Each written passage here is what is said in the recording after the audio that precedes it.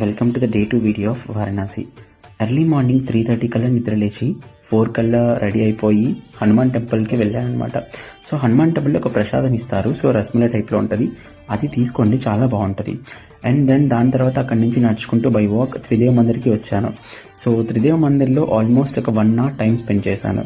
So ఆ early మార్నింగ్కి నాకు ఎంత టైం కూర్చుంటున్నానో, ఇంత టైం స్పెండ్ చేస్తున్నానా అని నాకు అసలు ఫీలింగ్ కూడా లేదు. చాలా అంటే చాలా ప్లెసెంట్గా ఉంది early morning vibes. So Trideva Mandir నుంచి వాక్ చేసుకుంటూ తులసి మానస్ మందిర్కి వచ్చేసాను. తులసి మానస్ మందిర్లో మనకి సీతారాముల స్వామి ఉంటారు, అండ్ దెన్ ఆల్సో మనకి విష్ణుమూర్తి ఉంటారు, అండ్ దెన్ ఆల్సో మనకి అన్నపూర్ణదేవి ఉంటారు. అండ్ దెన్ అక్కడి నుంచి అగైన్ ర్యాపిడో బుక్ చేసుకొని దుర్గా టెంపుల్కి వెళ్ళాను అనమాట. దుర్గా టెంపుల్ కూడా చాలా ఫేమస్ వారణాసిలో. అక్కడ ఆల్మోస్ట్ ఒక 20 minutes టైం స్పెండ్ చేశాను. సో దుర్గా టెంపుల్ పక్కనే దుర్గా కొండ ఉంటుంది. సో దుర్గా కొండ కూడా చూసుకున్నాను. ఆ తర్వాత అగైన్ ర్యాపిడో బుక్ చేసుకొని అక్కడి నుంచి బనారస్ హిందూ యూనివర్సిటీకి వెళ్ళాను అనమాట. సో బనారస్ హిందూ యూనివర్సిటీ లోపలే మనకి న్యూ కాశీ విశ్వనాథ్ మందిర్ ఉంటుంది అనమాట.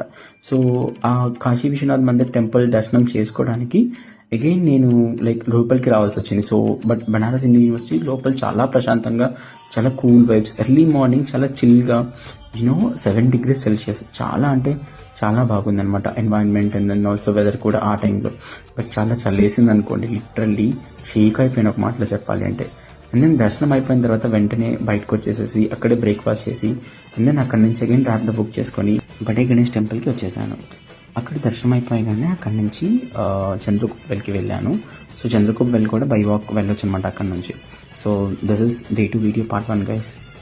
Let's come back with next video.